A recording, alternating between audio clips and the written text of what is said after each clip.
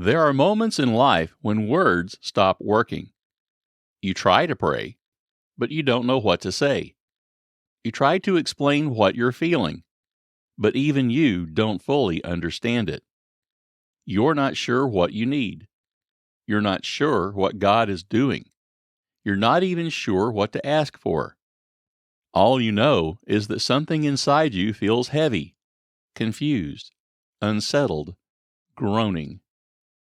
And in those moments, it can feel like your faith has failed, like you should be stronger, clearer, more certain. But the Apostle Paul says something in the book of Romans chapter 8 that meets us right there. The Spirit also helps our weaknesses, for we don't know how to pray as we ought.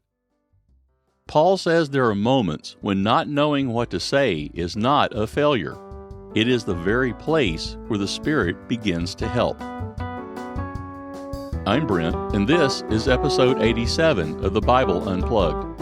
We're continuing our Held in Grace series, and in the book of Romans chapter 8, the music of grace continues. If you would like to follow along, the show notes are available at powerloveandmiracles.com. While you're there, subscribe to receive notifications of future episodes. We have compared Romans chapter 8 to a symphony.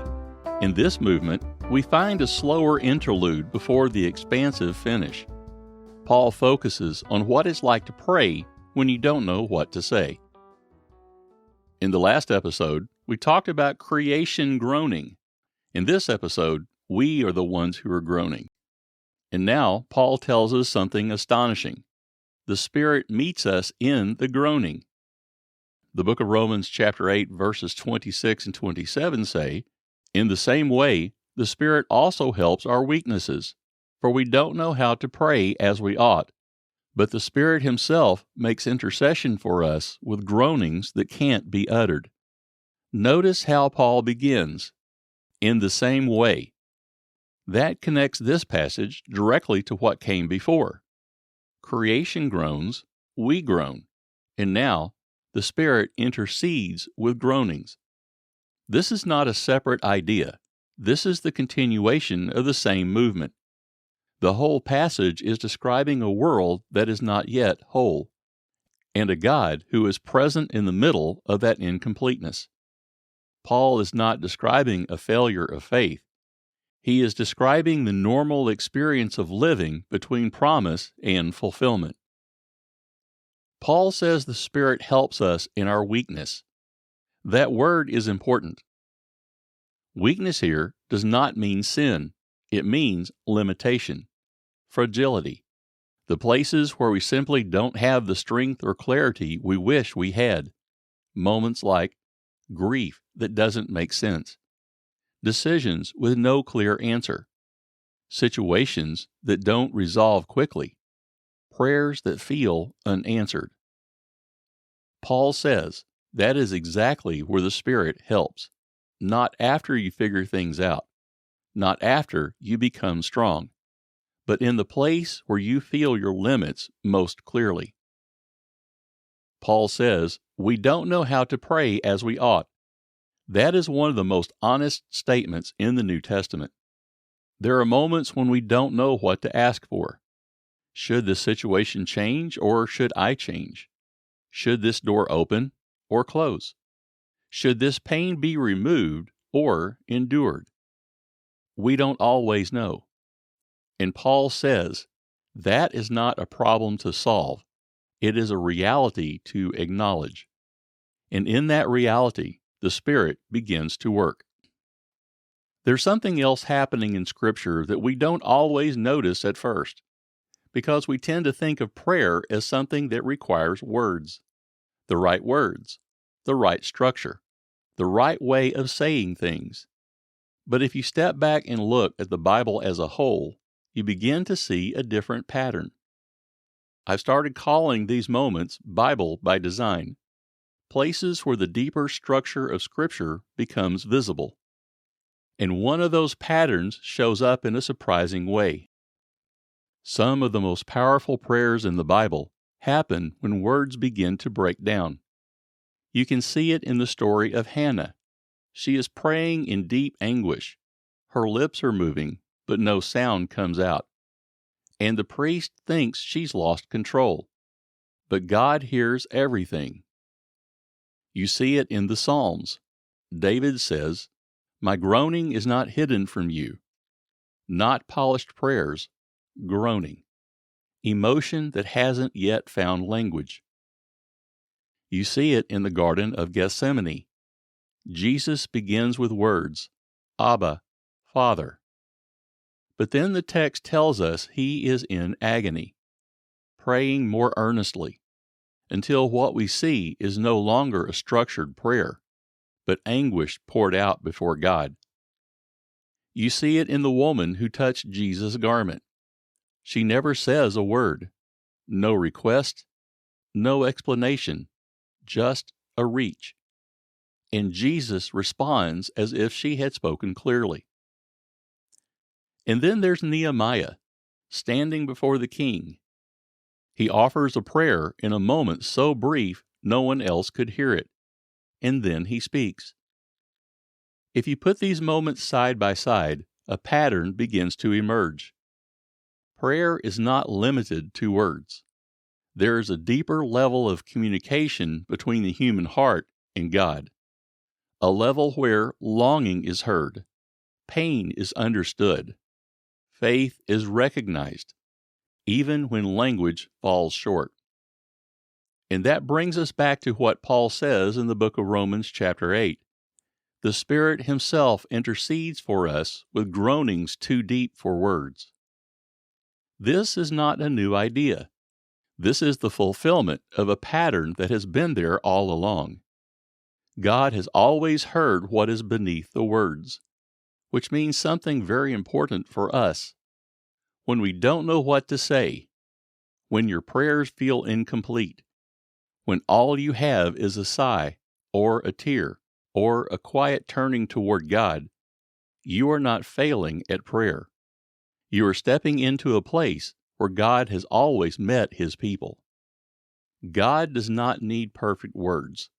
He responds to honest presence. Paul says the Spirit intercedes for us with groanings too deep for words. This is not something we perform. It is something God does. The Spirit enters into our confusion, our grief, our inarticulate longing, and carries it into the presence of God. This means something profound. Your prayer life is not limited by your ability to express yourself. God is not waiting for you to say the right words. He is already working in the places where words break down. This is not new in Scripture. We see this pattern again and again. In the book of Psalm chapter 13, David cries out, "How long, O Lord?" Not polished theology, just raw, honest longing. In the book of 1 Kings chapter 19, Elijah collapses under the weight of exhaustion and fear. He doesn't pray a powerful prayer. He says, "It is enough." And God meets him there with food, rest, and quiet presence. God does not wait for perfect faith. He meets people in honest weakness. I have a graphic that describes this biblical pattern available in the show notes. If you step back and look at Romans chapter 8, you can see a pattern forming. 3 layers. Creation groans, we groan, the Spirit groans. This is not chaos. This is coherence. The whole passage is describing a world in transition. Creation longs for renewal. We long for completion. And the Spirit carries that longing toward fulfillment. Even the groaning is part of the design. Then Paul says something that has been quoted countless times. We know that all things work together for good for those who love God. This verse is often misunderstood. Paul is not saying everything that happens is good. He is saying God is working in all things, even in confusion, even in grief, even in unanswered questions. The same God who is present in the groaning is also guiding the outcome. This is where the pilgrimage continues. We are not wandering aimlessly. We are being led. Think back to the Exodus story. The people were free, but they did not immediately arrive. They walked through wilderness. They experienced hunger, uncertainty, waiting. But God was with them, leading, providing, and sustaining.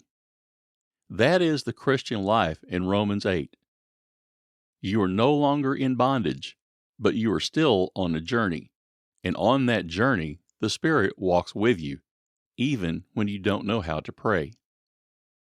Take a moment and consider, where in your life do words feel inadequate right now? Where do you feel uncertain, overwhelmed, unable to articulate what you need?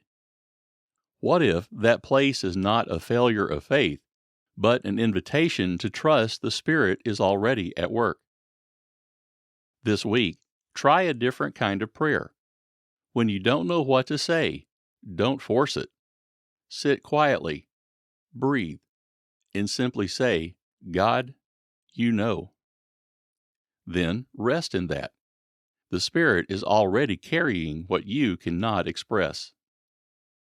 You don't have to have the right words. You don't have to understand everything. You don't have to resolve every question. The Spirit helps in weakness. The Spirit intercedes in the groaning.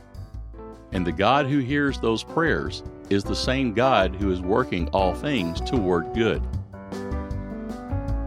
And the music means we have reached the end of the episode. I hope this has been helpful. If so, share this with someone who needs to know that God already hears them. In the next episode, we will continue in the book of Romans chapter 8. Paul describes the assurance we have that we belong to God. And if you'd like a steady voice of prayer and reflection during the week, my daily podcast, Still Here, offers short reflections and prayer to help you begin the day grounded in God's presence. My prayer for you is that the next time words fail, you will not feel like your faith has failed. You will recognize that you are standing in the very place where the Spirit is already at work. Have a blessed week. Just to let you know, all opinions are my own. If you agree, keep listening. If you don't, keep listening. You might find something you like. All Bible quotations come from the World English Bible, which is a public domain work. Our show theme song is Awesome Call by Kevin MacLeod and used under Creative Commons license. The content of this podcast is copyrighted 2026 by J. Brent Eaton, and this has been a Power, Love, and Miracles production.